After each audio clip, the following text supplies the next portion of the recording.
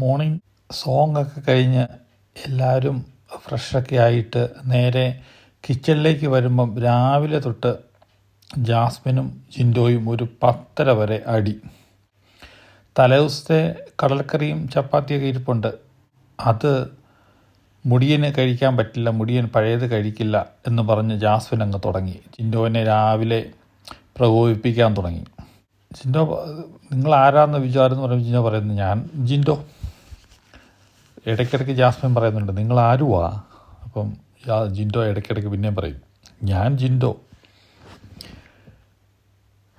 രാവിലെ ഫുഡ് ഉണ്ടാക്കുന്ന കാര്യത്തിലാണ് അടി തുടങ്ങിയത്. ജാസ്മിൻ ക്ലീനിങ് സെക്ഷനിലാണ്. പക്ഷേ ജാസ്മിൻ രാവിലെ സബോളയൊക്കെ എടുത്ത് കറി ഉണ്ടാക്കി തുടങ്ങുമ്പോൾ ജിൻഡോ വന്നു.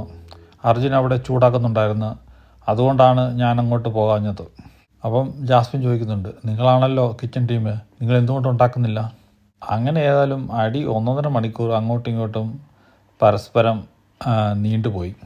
അപ്പം ടോയ്ലറ്റിൻ്റെ അവിടെ നന്ദന സിജോയോട് പറയുന്നുണ്ട് ജാസ്മിൻ അങ്ങനെ പറയേണ്ട ആവശ്യമില്ല, മുടിയന് തലേദിവസത്തെ ഫുഡ് കഴിച്ചാൽ എന്നാ കുഴപ്പം, ഒരാൾക്ക് വേണ്ടി മാത്രം ഫുഡ് പുതിയതുണ്ടാക്കേണ്ട ആവശ്യമില്ല. ഇപ്പം തലേദിവസത്തെ വലിയ കുഴപ്പമില്ലാത്ത ഫുഡാണെങ്കിൽ അത് വെച്ച് അഡ്ജസ്റ്റ് ചെയ്യാൻ മേലേ.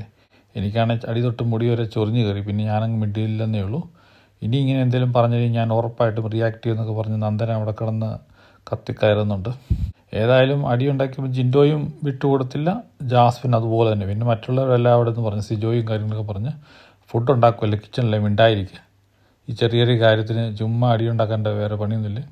ജിൻഡോ ആണെങ്കിൽ ഒട്ടും വിട്ടുകൊടുക്കുന്നില്ല. ജിൻഡോ ആണെങ്കിൽ പിന്നെ മൂപ്പിക്കുന്നു. ജാസ്മിൻ്റെ നാക്കല്ലേ, ജാസ്മിൻ്റെ ശരീരത്തിനേക്കാൾ കൂടുതൽ നാക്കാം. ഏതായാലും കുറേ നേരം അങ്ങോട്ടും ഇങ്ങോട്ടും അടിയുണ്ടാക്കി. ഏതായാലും പ്രശ്നം അവിടെ സോൾവ് ആക്കി.